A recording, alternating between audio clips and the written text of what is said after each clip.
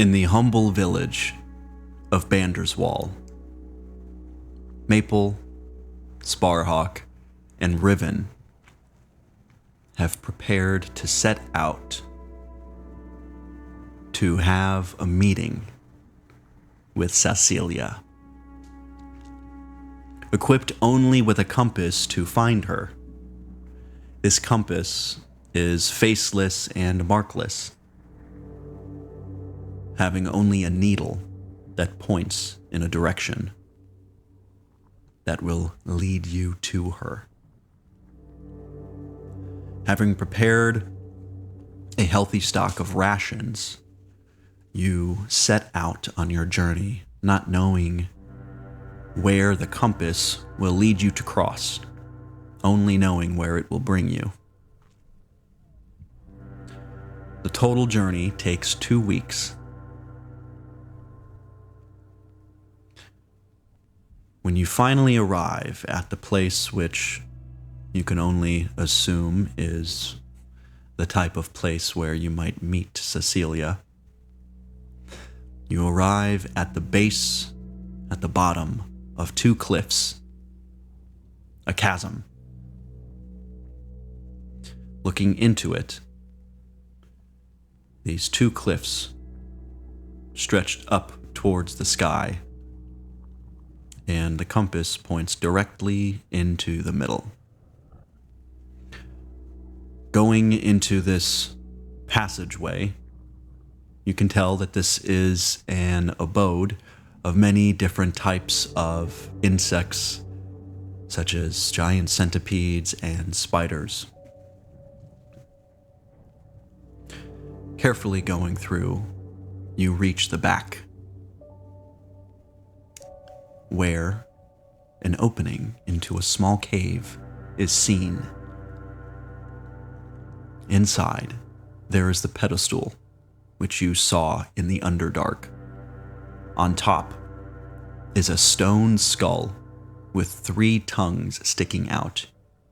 Each tongue has the name Sasylia inscribed on it, but written in different languages: Abyssal, Common, and Celestial. Performing the ritual as you did in the Underdark, 3 people pronounce 3 parts of the name Sasylia, each person saying it in Abyssal or Common or Celestial. When her name is spoken in full, smoke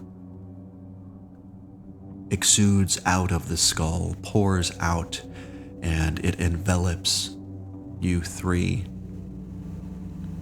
It creates this smoke screen to where you can't even see the person next to you. When it clears, poof, you are inside Sasylia's hut once more.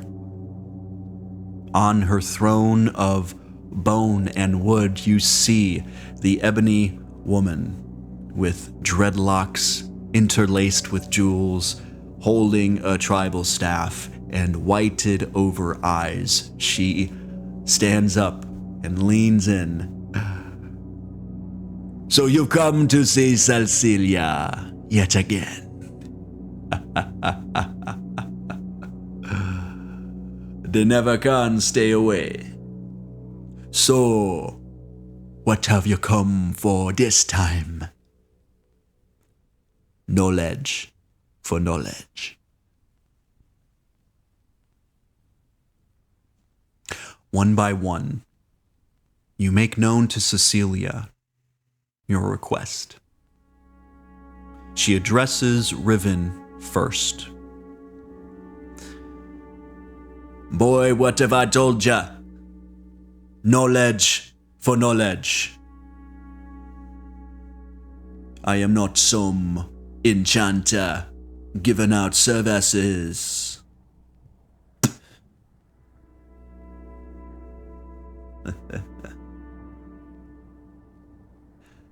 But I suppose just this one time I can make an exception. Don't get used to it. You have something I've been curious about, I've been thinking of since your last visit. It's your dirty magic. It's unnatural. And I've been curious about it. I will grant you what you seek, what you desire, this protection engraved in your bones. On one condition. I want to examine you according to my ways and rituals, the old ways.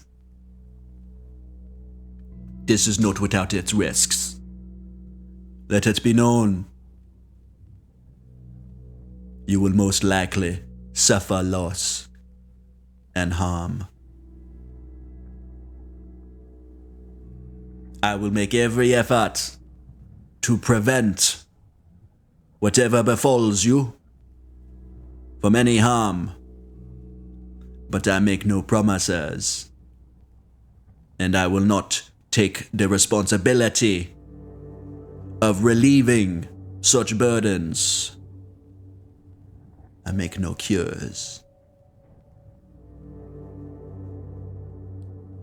That is what I offer.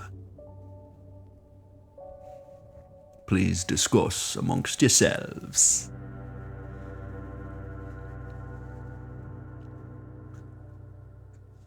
After discussing with Maple and Sparhawk Sasylia's terms,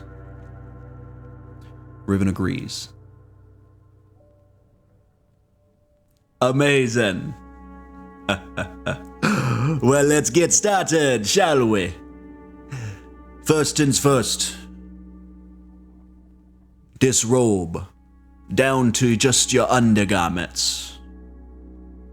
And then meet me over there. She points to the other end of her hut, to a jade table. Sasylia begins to putter around her hut, gathering different dried and powdered spell components, all of which are unrecognizable. She takes these components and she lays them out in a bed on the table. She then takes a wooden bucket and in some kind of incantation in Abyssal, she casts a spell and it fills up with blood. She takes Riven's hand. Come, boy. Lay down on the table. Riven stands up and lays down on the bed of dried spell components.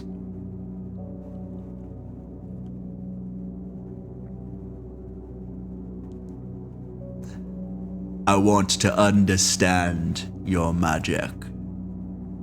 But in order to do that, we must go somewhere where you are not permitted. Lucky enough, Sasylia has a key.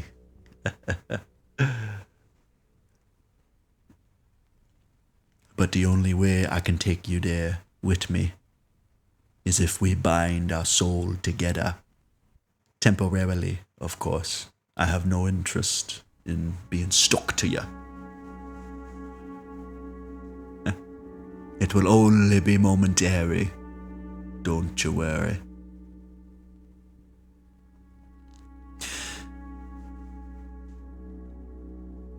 Books have told you that the weave is this magical force that interlaces with the fabric of time and space and all things and people.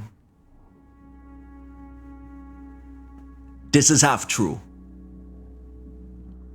They don't want to tell you about the plane of Archon. such as a place mortals are not meant to know about. Much power resides there, and the greed of people is too strong for temptation. In the plane of Archon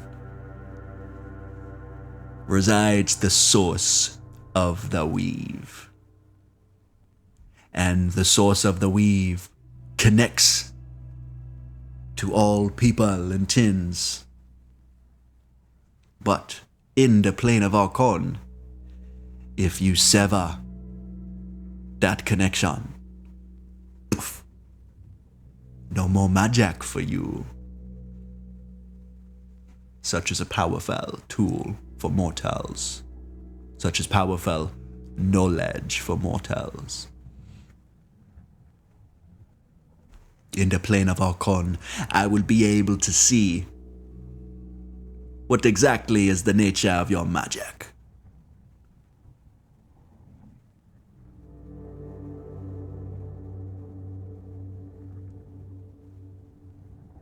Let's get started. She takes her hand and places it on your head, Riven. And out of her nails, a red, leafy vine begins to protrude and wrap around your body, engulfing you entirely. When the vines have completely enshrouded your body, the very edges of the dried bed of spell components are set aflame in this white fire. And Sasylia says, "We must finish the ritual before the fire consumes all of the components, or else we will be trapped in the plane of Archon." This is very bad. Very bad. So let's be quick. Sasylia, after saying this, begins to utter incantations. Lifin honst gips quillin vinok. Lifin honst gips quillin vinok. Plana ja Archon. Upon finishing the incantation, you see a golden light shining from the base of Riven's throat, traveling up. And Riven, your mouth opens, and out comes a golden orb of light. Maple and Sparhawk, you see this golden orb come out of Riven's mouth and slowly ascend upwards towards the ceiling and disappear. But Riven, your perspective is seamless. One moment you are staring up into the ceiling, and then the next you are ascending towards it. And when you look down, it's like a dream, like you're watching yourself from outside of your body. You see yourself with those red vines covering yourself and Sasylia holding your head. And you instantly sense Sasylia with you, that you are bound by the soul. After looking down at your body, you look up, and a portal has opened. A white portal. And inside it leads into what can only be described as the night sky, with these white shining stars scattered amongst a velvety black backdrop. To Maple and Sparhawk, there is no portal. You don't see it. Riven, going into the portal, there is a star that is much closer than all the others, and that is the one that you are traveling to. Sasylia says, "That star is you. That is your magic, your connection to the weave. All of these stars are something else connected to the weave." Going further into this plane, you are traveling in this weightless and void space. The closer you get to this star, the more you begin to see in this realm. This star is connected by a stream of light to a much larger star, colossal, planetary in size. And all of these other stars, likewise, are connected by a stream. And as you venture further, closer and closer, this thread, this stream of light begins to become more clear. It is a weave. It is a weave of light, this constant streaming force. Approaching your star, it is as large as your body and shines brilliantly. Sasylia looks over towards the colossal planetary star and she says, "That is the weave star. That is the source of the weave. And this stream connects you to it, allows you to harness its power. But this is why we're here." And she looks over to a secondary stream of light coming from your star, but this stream is blue, a frigid blue. And she says, "Oh yes, this is what I sense. Let's go. We don't have much time here." And you and Sasylia together as this golden orb travel through this weightless space, following the blue stream and venturing into this dark plane, following only this stream of blue light. In the distance, you see a flicker, and this flicker then turns into this radiating source, this other star, this large, colossal star, almost like the weave star, but smaller.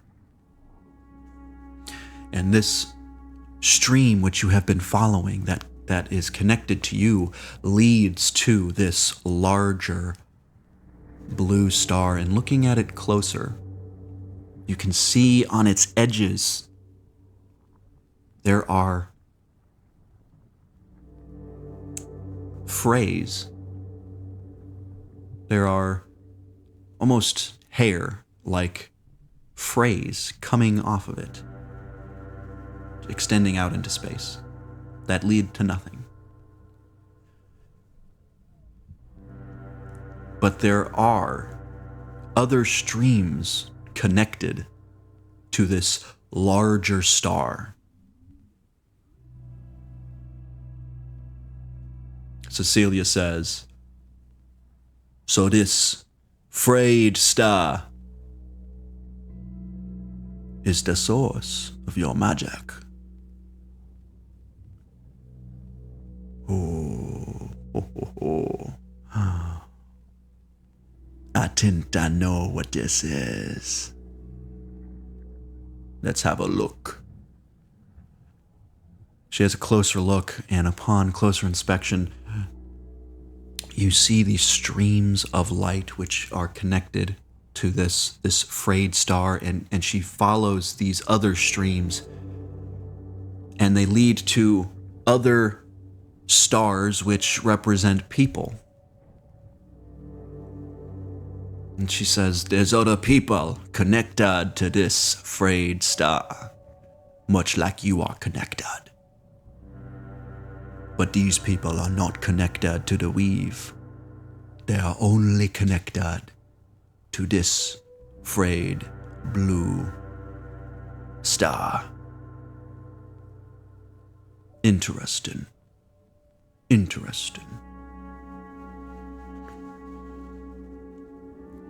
Inspecting it just a few minutes more, Sasylia has nothing else she desires to see. And so she heads back to the portal. And when you reach the site of the portal, Sasylia says with haste in her voice, "We have to hurry. It's beginning to close." You hurry as fast as you can. You're not quite sure how speed or how movement really works here. You just know that there's this urgency. You feel the urgency, and you make it through the portal just as it has closed behind you, almost not making it. Maple and Sparhawk, they've been gone for just mere minutes. And then you see this golden orb reappear and begin to descend back into Riven's mouth. The white flame of the fire that has been burning the spell components has reached Riven. The spell components are all burned up, and they have now reached Riven. And when the golden orb goes back into Riven's mouth, both Riven and Sasylia's eyes roll back to the forefront of their head, and the red vines wither off. And Sasylia looks at Riven, looks at the fire, and Riven, you are now caught on fire with this white flame. But this potion that Sasylia had you drink, it still has an effect, and you don't feel pain. You feel still calm. Sasylia motions over to Maple and Sparhawk, and she says, "Don't touch him! It will spread, and you will not be able to stop it." She quickly takes the bucket of blood that she had beside her, and she douses Riven with the bucket of blood. Riven, this fire, once it has caught, it burned rapidly, like fuel and flame. But when this blood washes over you, you can see on your body, your skin, the blood douses the flame, and in its wake, there are these burned scars on the surface of your skin, all over. But the blood absorbs instantly into your skin. And you see that all these burning marks fade away, leaving your skin normal, untouched.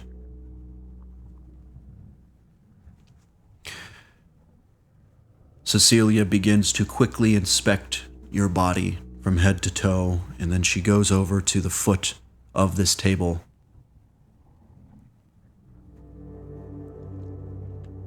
And she looks up at you.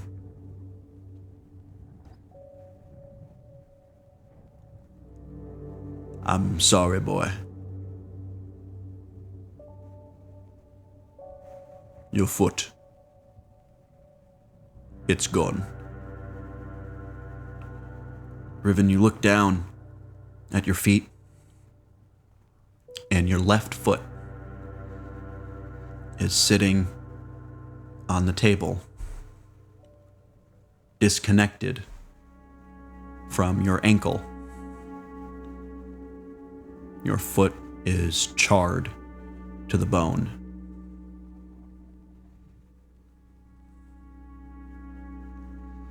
Sasylia says, I have a prosthetic. That's the best I can do.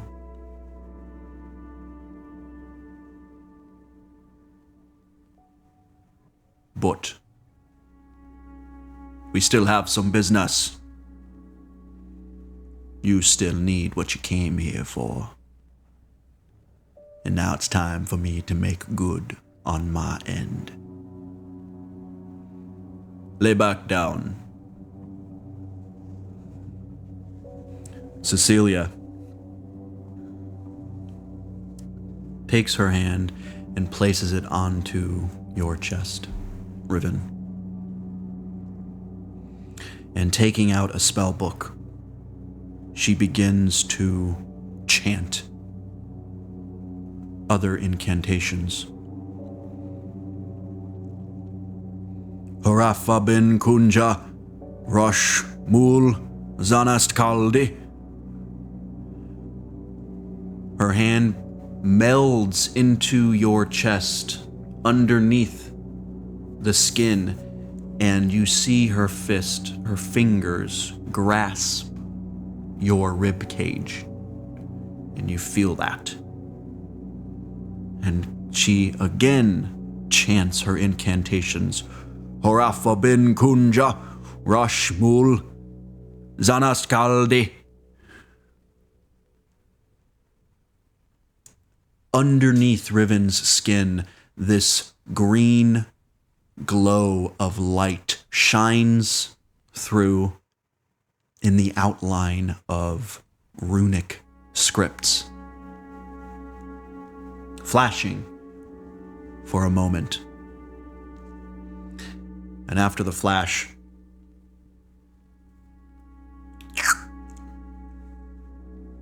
Sasylia takes her hand out of Riven's chest in a slush. Riven, the potion wears off, and you feel tired. Very, very tired. And your leg, your ankle hurts. You feel the burn wound of whatever those types of flame were. They burned much quicker and much more intensely than any other flame you have encountered. And your foot still lays on the table, disconnected from your body. Sasylia leans on the table and then grabs a cane and walks over to her throne of bone and wood, sitting down.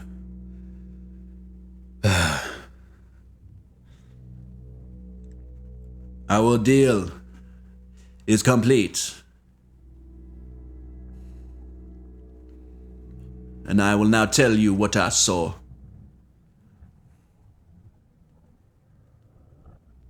First, I need to tell you of something else I sensed while I was inside you, working the runes.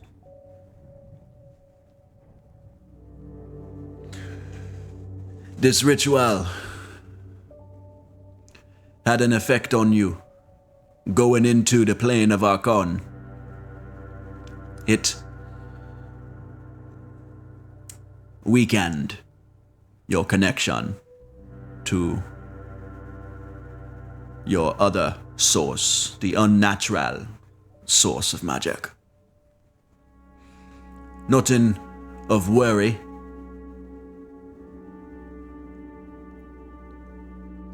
What I predict will happen is if you are exposed to any force damage, that will momentarily, temporarily block your connection to this magic. Easily fixed. It is a block. It's not a disconnect. You are not disconnected from your magic. It is this welling up, this blockade force. It is pure arcane energy.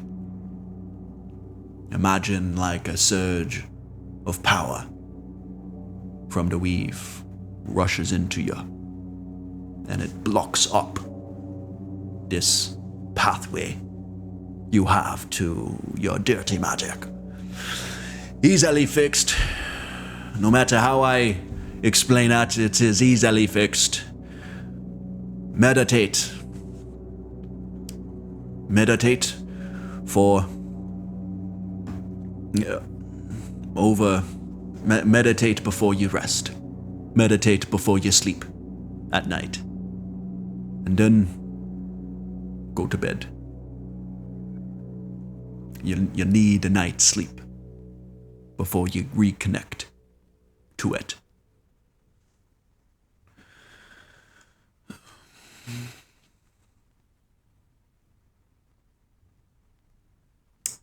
Now, for your bones.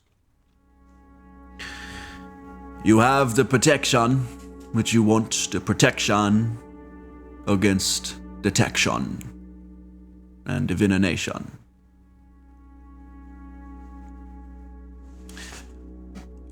But it can be broken. The runes are inscribed in your bones. If your bones break, the runes are broken. The script separated. No longer working. Don't worry. Sasylia has a fix for this. Sasylia takes out a bandage of cloth and cotton. This is magic. Strong magic. If you break your bones, wrap this bandage around the wound. Overnight, sleep with it on, and all will be well. Make sure the bone is healed. This bandage will not heal the break of your bone. If you break your bone, heal it. You will no longer have the protection. The bone must be healed. It must be connected. And once the bone is connected, then you put the bandage over and you sleep overnight with it. In the morning, the runes will be connected. They will be repaired. And you will have your protection again. But healing the runes, repairing them, takes a lot of energy. You will be very tired for 1 week after you repair them.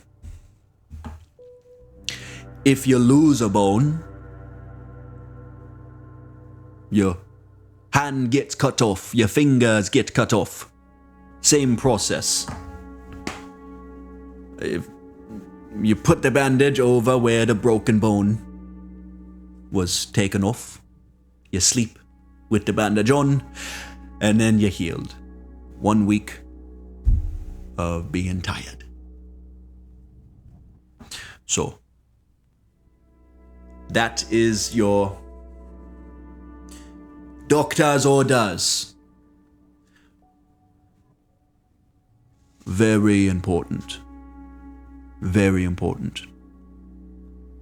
Do not let the bandage touch elven blood.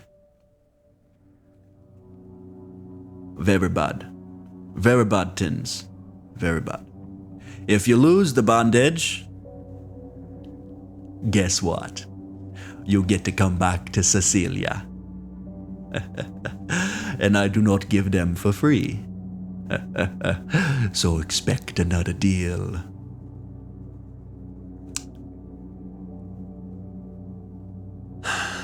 Now, to what I saw in the plane of Archon.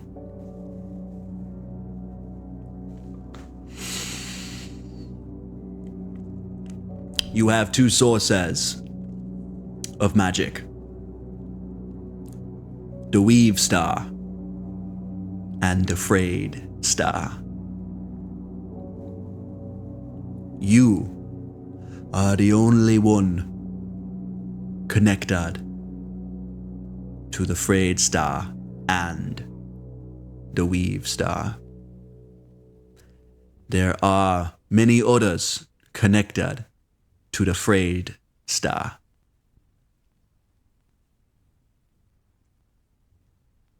I suspect this is your family, those who share your blood.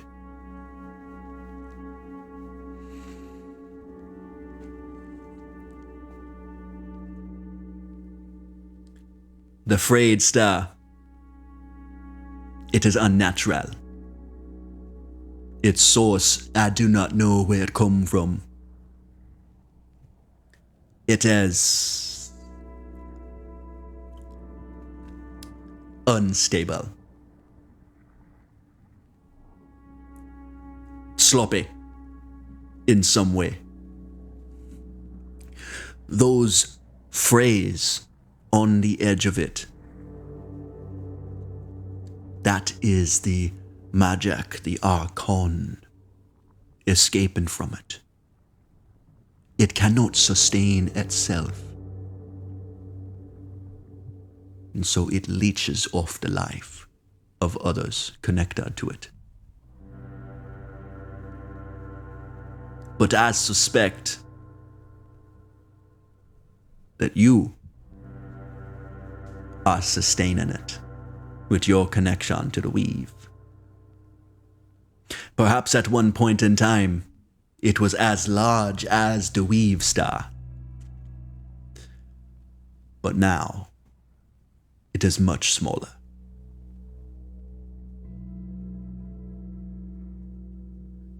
Maybe your connection to it is sustaining it while you're alive. Perhaps that is why your grandfather desires your life so.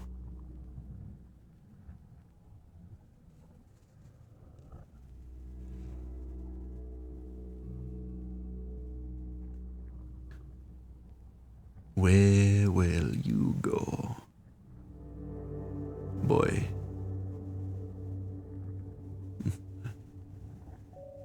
I will see you again.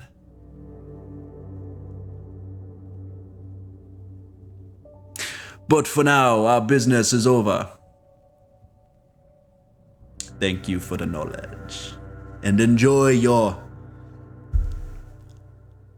service, which I provided. Oh, almost forgot your prosthetic. With this, you should not need a crutch, but you will no longer have your foot, so